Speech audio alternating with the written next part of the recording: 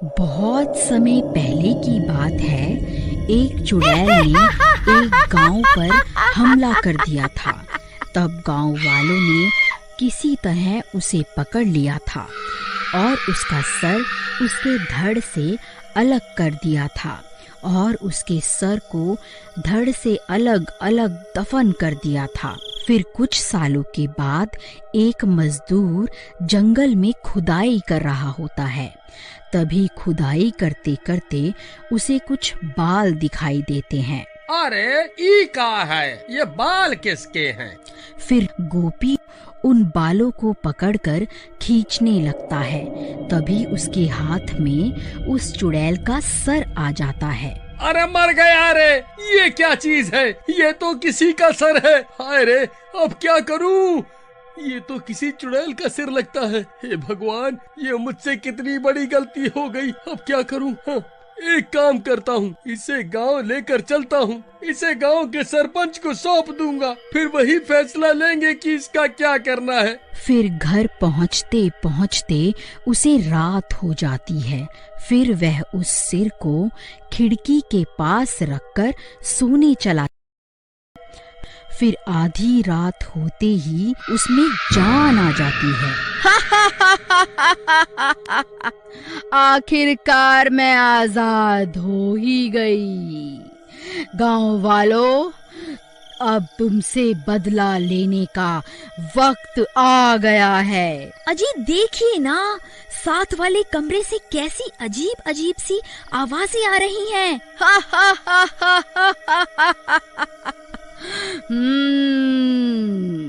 अरे मर गए रे, कहीं उस सिर में जान तो नहीं आ गई? अजी आप किस सिर की बात कर रहे हो जी? हाँ, जब मैं जंगल में खुदाई कर रहा था तब मुझे एक सिर मिला था। मैं उसे घर ले आया, सोचा था सरपंच को सौंप दूंगा, लेकिन रात हो गई तो इसे घर पर ही रख लिया। अरे नास मिटे, चुड़ैल का सर घर पे क्यों ले आया? हे भगवान, अब क्या होगा? तभी वह सिर उनके कमरे में आ जाता है।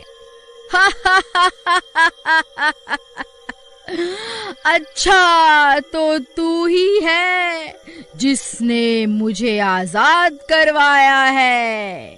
हाँ जी चुड़ैल जी, मैंने ही आपको जमीन से बाहर निकाला था। कृपा करके हमें छोड़ दो।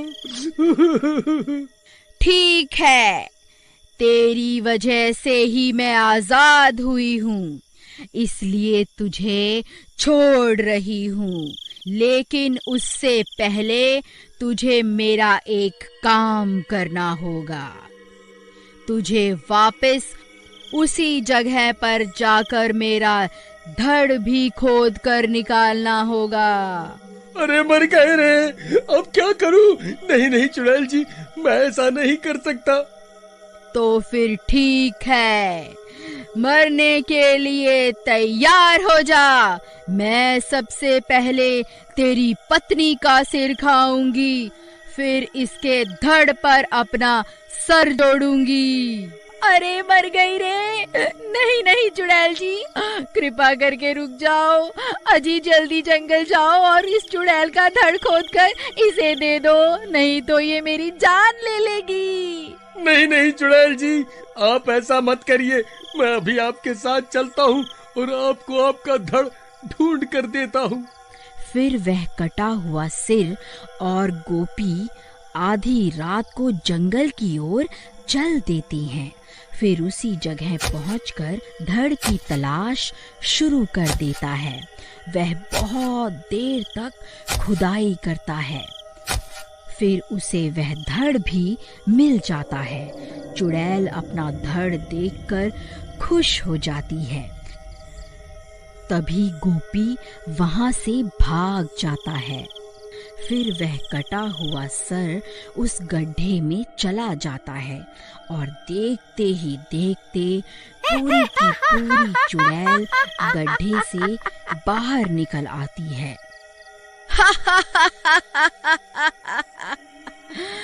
गांव वालों, अब मरने के लिए तैयार हो जाओ। मैं किसी को नहीं छोड़ूंगी।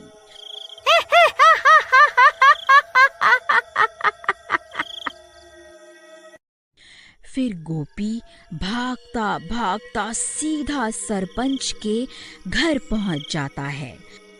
अरे सरपंच जी, दरवाजा खोलो, अनर्थ हो गया है, वह सिरकटी चुड़ैल वापस आ गई है। फिर सरपंच अपने घर से बाहर आता है। फिर गोपी उसे सारी बात बताता है। हे भगवान, ये क्या अनर्थ हो गया? हमने उस चुड़ैल के 2 टुकड़े किए थे, अब वह बदला लेने के लिए वापस जरूर आएगी। हमें अभी कुछ ना कुछ करना होगा। तभी वह चुड़ैल जंगल से निकलकर वापस गांव में आ जाती है। ए गांव वालों, कहाँ छुप कर बैठे हो? तुम लोगों ने किस तरह मेरे 2 टुकड़े किए थे? अब बदला लेने का समय आ गया है। सब गांव वाले छुप छुप कर उसे देखते रहते हैं और वह चुड़ैल अपने शिकार की तलाश में गांव की गलियों में घूमती रहती है। सरपंच जी, वह देखिए, वह चुड़ैल गांव वालों की तलाश में इधर उधर घूम रही है। अगर कोई गांव वाला इसे मिल गया तो ये उसका सिर धड़ से अलग कर देगी। भाई, किसी के पास कोई तरकीब है तो बताओ, वरना सुबह होने तक कोई नहीं बचेगा। सरपंच जी, मेरे पास एक तरकीब है।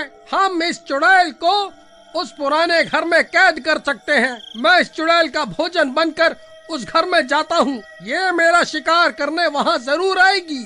फिर इतना बोलकर भीमा भागकर उस घर के बाहर पहुँच जाता है और उस चुड़ैल को पुकारने लगता है। ए चुड़ैल, देख, तेरा काल यहाँ खड़ा है। मैंने ही तेरे 2 टुकड़े किए थे, इतनी जल्दी भूल गई क्या? अच्छा हुआ जो तू खुद मेरे सामने आ गया। मुझे कब से तेरी तलाश थी। रुक, तुझे अभी बताती हूँ।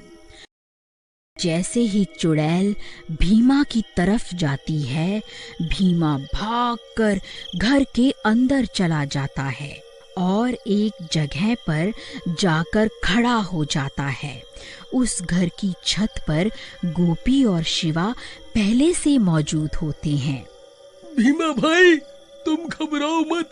जैसे ही चुड़ैल तुम्हारे करीब आएगी, हम तुम्हें ऊपर खींच लेंगे। फिर चुड़ैल भी भीमा का पीछा करते करते उस घर में घुस जाती है। अब मुझसे बचकर कहाँ जाएगा मूर्ख? फिर जैसे ही वह चुड़ैल भीमा पर हमला करती है, तभी गोपी रस्सी को नीचे फेंक देता है और भीमा उस रस्सी के सहारे घर की छत पर चढ़ जाता है। फिर तीनों लकड़ी की मदद से छत का छेद बंद कर देते हैं और सरपंच घर का दरवाजा भी बाहर से बंद कर देता है ताकि वह चुड़ैल घर से बाहर ना निकल पाए।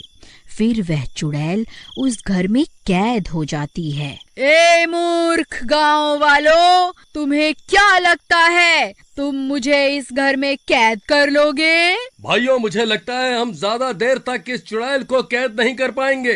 सरपंच जी, बस थोड़ी देर में सूरज निकलने ही वाला है।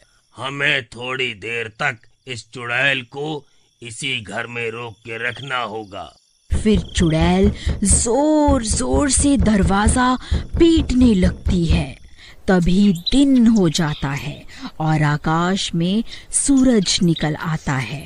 फिर गोपी छत पे रखी लकड़ी को भी हटा देता है ताकि सूरज की रोशनी अंदर जा सके। फिर सूरज की रोशनी घर के अंदर जाते ही वह चुड़ैल तड़पने लगती है। ए गांव वालों, तुमने फिर से मुझे धोखे से इस घर में फंसा लिया। ये तुमने अच्छा नहीं किया। अरे मर गई रे, हाय हाय मर गई रे। ये सूरज तो मुझे जलाकर ही दम लेगा। फिर देखते ही देखते वह चुड़ैल जलकर राख हो जाती है और एक बार फिर गांव वालों की एकता की वजह से लोग चुड़ैल से छुटकारा पा लेते हैं।